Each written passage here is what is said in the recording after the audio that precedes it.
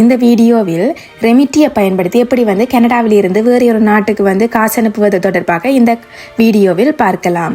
ரெமிட்டி கனடான்னு search பண்ணி remity.com அந்த வெப்சைட்டுக்குள்ளே போய் அக்கௌண்ட் ஒன்று க்ரியேட் பண்ணணும். சைன் அப் பண்ணுறதை கிளிக் பண்ணி தொடர்ந்து கண்டினியூ வித் கூகுள்ன்றதை கிளிக் பண்ணி தொடர்ந்து எந்த இமெயிலை பயன்படுத்தி சைன் அப் பண்ண போகிறீங்களோ அந்த இமெயிலை வந்து செலக்ட் பண்ணி தொடர்ந்து இதில் வந்து எந்த கண்ட்ரிக்கு சென்ட் பண்ண போகிறீங்களோ அந்த கண்ட்ரியை வந்து இதில் செலக்ட் பண்ணணும். இப்போ நீங்கள் கனடாவிலேருந்து ஃப்ரான்ஸுக்கா அல்லது கனடாவிலிருந்து ஸ்ரீலங்காக்கோ அல்லது கனடாவிலிருந்து இந்தியாவுக்கோ காசு அனுப்ப போகிறீங்கன்னா அந்த கண்ட்ரியை இதில் செலக்ட் பண்ணணும். சென்டிங் டு எந்த நாட்டுக்கு சென்ட் பண்ண போகிறீங்களோ அந்த ஸ்ரீலங்காவாக இருந்தால் ஸ்ரீலங்காவை செலக்ட் பண்ணுவீங்க. அப்படி எந்த நாட்டுக்கு வந்து காசை அனுப்ப போகிறீங்களோ அந்த கண்ட்ரியை இதில் செலக்ட் பண்ணணும். தொடர்ந்து ஸ்ரீலங்காவாக இருந்தால் ஸ்ரீலங்கான்றதை வந்து செலக்ட் பண்ணணும். இந்தியாவாக இருந்தால் இந்தியாவுக்கு காசு அனுப்ப போகிறீங்கன்னா இந்தியான்றதை செலக்ட் பண்ணணும். தொடர்ந்து இதில் கண்ட்ரியை செலக்ட் பண்ணிவிட்டு கனடாவிலேருந்து இப்போ ஃப்ரான்ஸுக்கு சென்ட் பண்ண போகிறீங்களா ஃப்ரான்ஸ்ன்றதை வந்து நாங்கள் செலக்ட் பண்ணுறோம். தொடர்ந்து அதில் உள்ள சென்ட் மணின்றது பட்டனை கிளிக் பண்ணி தொடர்ந்து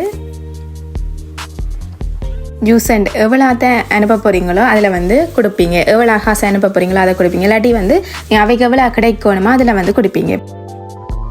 அதை கொடுத்துட்டு தொடர்ந்து டெலிவரி மெத்தட் பேங்க் டிபாசிட்டோ கேஷ் பிக்கப் பண்ணுறதை வந்து செலக்ட் பண்ணணும். பேங்க் டிபாசிட்டாக இருந்தால் பேங்க் டிபாசிட்ன்றதை செலக்ட் பண்ணிவிட்டு தொடர்ந்து அங்கே பேங்க் டீட்டெயில்ஸை கொடுக்கணும். எந்த பேங்குக்கு அனுப்ப போகிறீங்களோ இப்போ நீங்கள் ஸ்ரீலங்காவுக்கு சென்ட் பண்ணுறீங்களோ ஸ்ரீலங்காவிலேயே இருந்து அங்கே இருக்கிற எந்த பேங்குக்கு அனுப்ப போகிறீங்களோ அந்த பேங்கை வந்து செலக்ட் பண்ணுவீங்க. இல்லாட்டி பேங்க் டிபாசிட்டாக இருந்தால் பேங்க் டிபாசிட்ன்றதை செலக்ட் பண்ணிவிட்டு தொடர்ந்து பேங்குன்ற நேமை கொடுக்கணும். எந்த பேங்குக்கு தொடர்ந்து டெலிவரி மெத்தட்டாக டெபிட் கார்டை யூஸ் பண்ண போகிறீங்களாக இருந்தால் உங்களுக்கு வந்து சர்வீஸ் சார்ஜ் ஒன்றும் வராது. கிரெடிட் கார்டை யூஸ் பண்ணுவீங்களாக இருந்தால் 2% ஃபீஸாக வரும். கிரெடிட் கார்டை யூஸ் பண்ணி நீங்கள் காசை வந்து அனுப்பினீங்களாக இருந்தால் டெபிட் கார்டுண்டா ஃப்ரீயாக அனுப்பியிருக்கணும். தொடர்ந்து எந்த கார்டை யூஸ் பண்ண போகிறீங்களோ அந்த கார்டை வந்து செலக்ட் பண்ணிவிட்டு தொடர்ந்து இதில் உள்ள கண்டினியூன்ற பட்டனை கிளிக் பண்ணி தொடர்ந்து கண்டினியூன்ற பட்டனை கிளிக் பண்ணி தொடர்ந்து இதில் ரிசப்ட்ஸ் அப்படின்னு யாருக்கு காசு அனுப்ப போகிறீங்களோ அவங்க பேங்க் டீட்டெயில்ஸுக்குரிய IBN நம்பர் இது நாங்கள் அனுப்புறது வந்து ஃப்ரான்ஸுக்கு. அப்போ ஃப்ரான்ஸில் எந்த பேங்குன்றதை செலக்ட் பண்ணிவிட்டு தொடர்ந்து இல்லை IBN நம்பர் வந்து கொடுக்கணும். எந்த ஃப்ரான்ஸில் தான் காசு அனுப்ப போகிறோம் ஃப்ரான்ஸில் அந்த பேங்கை செலக்ட் பண்ணிவிட்டு தொடர்ந்து IBN நம்பரை இதில் கொடுத்துட்டு தொடர்ந்து கண்டினியூ என்ற பட்டனை கிளிக் பண்ணி தொடர்ந்து இதில் வந்து டீட்டெயில்ஸ் கொடுக்கணும். அவையிட்ட நீங்கள் காசு அனுப்புகிறீங்களோ அவையிட்ட ஃபர்ஸ்ட் நேமையும் லாஸ்ட் நேமையும் இதில் கொடுத்துட்டு தொடர்ந்து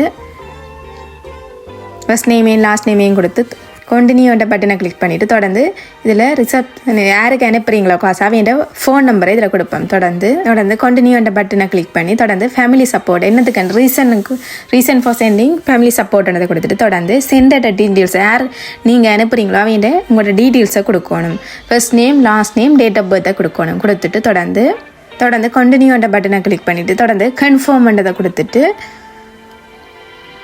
தொடர்ந்து இதில் சென்டர் அனுப்புகிறீங்களோ உங்களோட அட்ரஸை இதில் கொடுக்கணும்.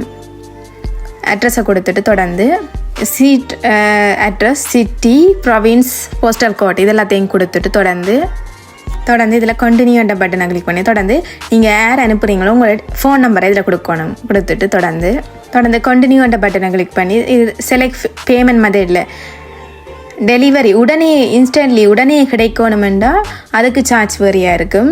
அதை பேமெண்ட் மெத்தடில் இன்டெரக்ட் ட்ரான்ஸ்ஃபர் அல்லது ட்ரான்ஸ்ஃபர் பண்ணலாம்.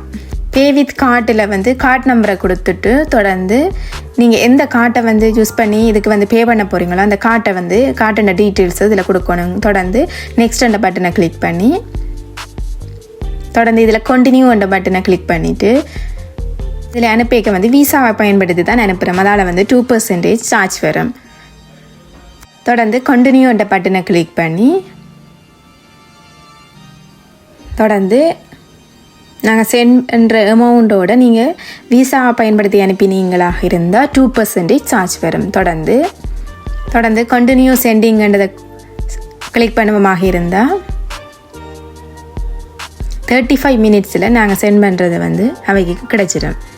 தொடர்ந்து 35 மினிட்ஸில் நாங்கள் அனுப்புறது வந்து அவைக்கு கிடைச்சிடும். தொடர்ந்து சென்ட் மணி என்ற பட்டனை கிளிக் பண்ணுவமாக இருந்தால் அவைக்கு வந்து நாங்கள் அனுப்பின காசு வந்து 35 மினிட்ஸுக்குள்ளே கிடைக்கும். விசாவை பயன்படுத்தி சென்ட் பண்ணுவீங்களாக இருந்தால் ரெமிட்டியில் விசாவை பயன்படுத்துவீங்களாக இருந்தால் 2% சர்வீஸ் ஃபீயாக வெட்டும்.